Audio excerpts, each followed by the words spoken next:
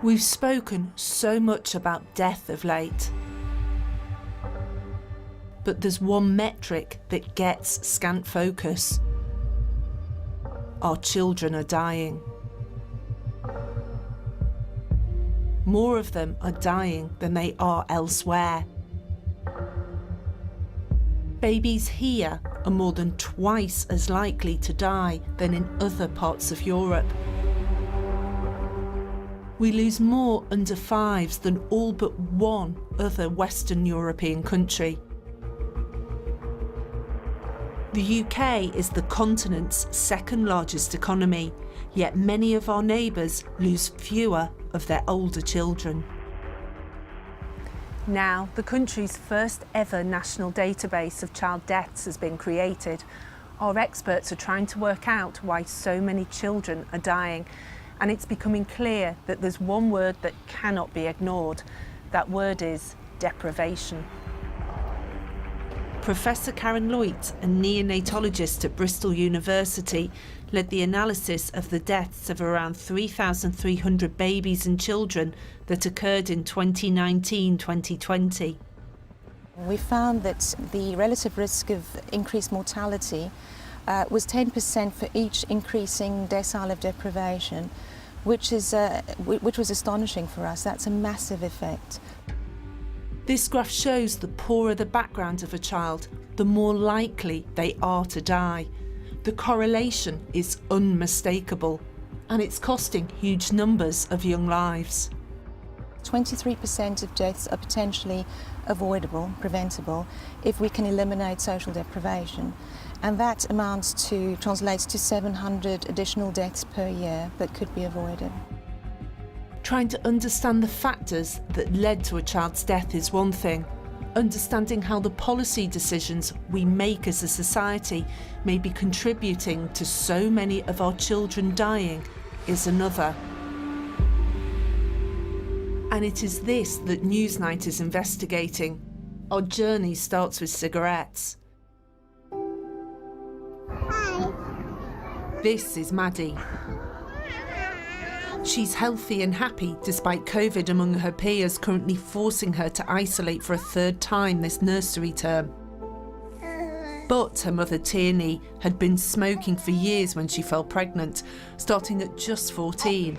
At the time, not far off a quarter of Rochdale's adult population smoked. Smoking is strongly linked to deprivation.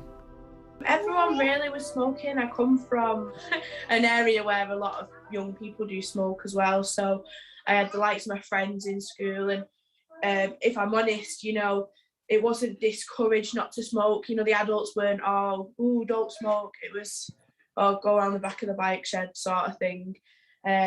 All my family smoked. The only people that didn't smoke really is my sister.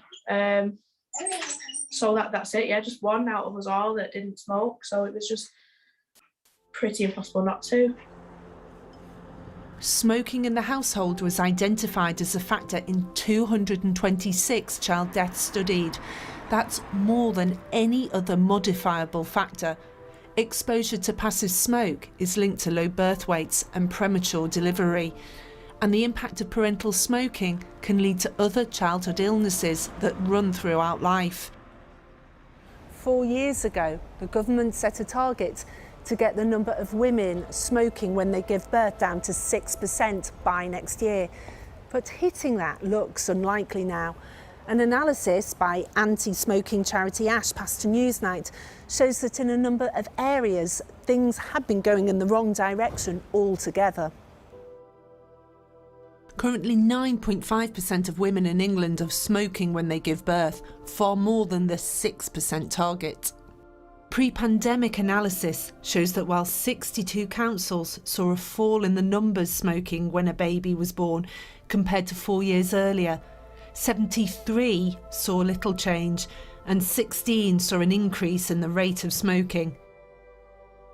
New figures covering the pandemic do suggest fewer women smoking at birth, but how reliable these data are and whether they are anything more than a blip is unclear.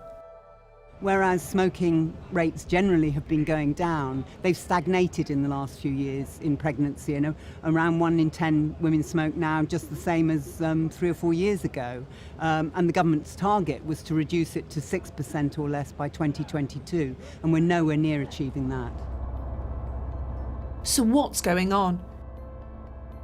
Newsnight visited Sheffield to investigate. With significant deprivation here, the number of mothers smoking when they give birth is nearly double the 6% target.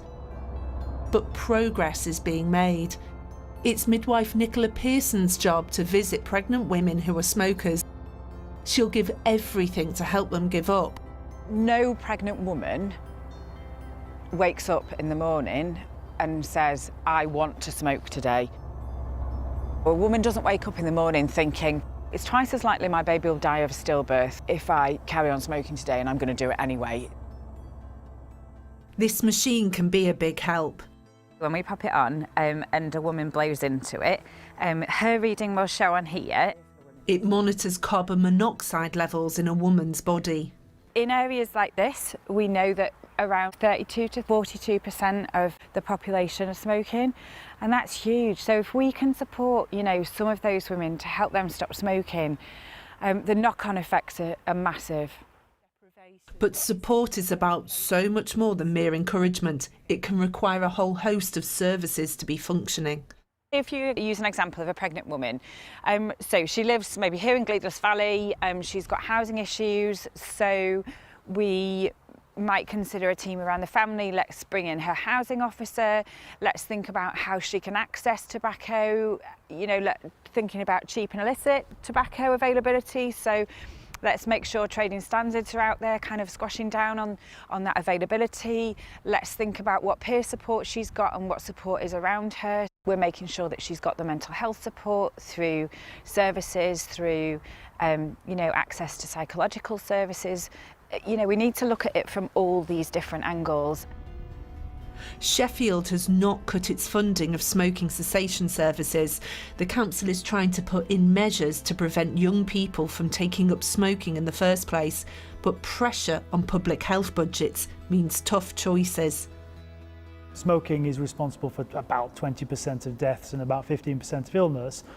We are probably not unique in Sheffield, but we spend 0.09% of the health budget on that thing that causes 20% of deaths and 15% of illness. We all want more public health interventions until it comes to the point of paying for it. To put more public health money into this means defunding something else, health visiting, drug and alcohol treatment, for instance, which are equally unpalatable choices. So why are some local authorities faring better than others? The reasons are complex and include a mix of financial cuts, how services are delivered, and local social norms too. The problem is that all local authorities have had their public health budgets cut, and that's affected the amount of money they can spend on smoking cessation and other public health issues. But it's how they use that money as much as anything else. And it's not just about saying to a pregnant woman, oh, if you smoke, you should think about quitting. Public health experts have told Newsnight that people in poorer areas often have a deeper addiction and are more likely to be surrounded by others who smoke. This can mean a slower quit rate in those areas. And the brutal truth is, the worst does sometimes happen.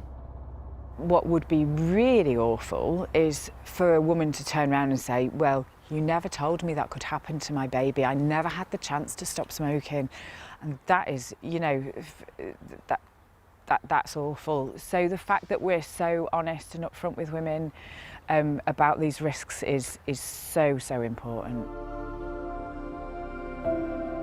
What's clear is that reducing the number of babies with a smoker in the home is about much more than urging personal responsibility.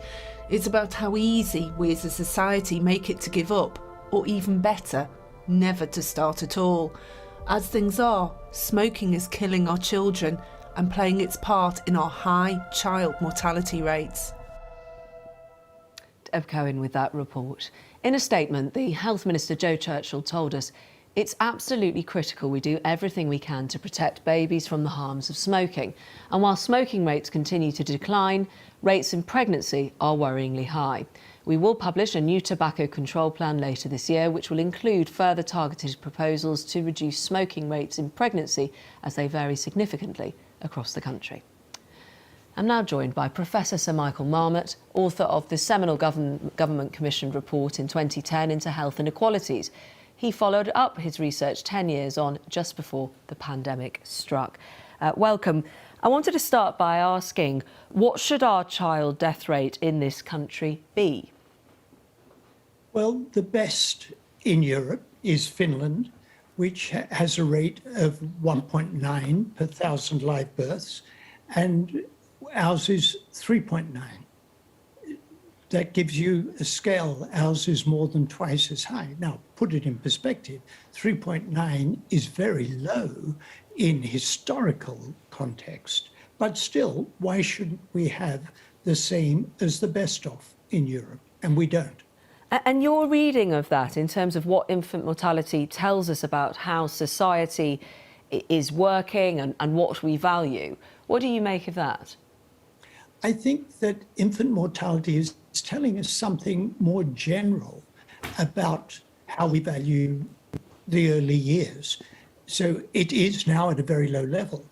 But if we follow through childhood, we look pretty bad on a whole series of measures. So, for example, if we get up to age 15 and rank child well-being, out of 38 rich countries, we rank 27th. Not even average, well below the average. So the fact that our infant mortality or child mortality is 22 out of 23 countries, that's disadvantage that continues through the whole of childhood. How have we got here then? I'm sorry, how have we got there? How have we got to this position? Well, I think if we look more generally, and you mentioned the report that I did in February 2020, just before the pandemic, what we saw was, in general, the improvement in health had slowed down, if we look at life expectancy, and the slowdown had been more marked in the decade from 2010 in the UK than in any other rich country except the United States and Iceland. Inequalities had increased, and life expectancy for the poorest people outside London had gone down.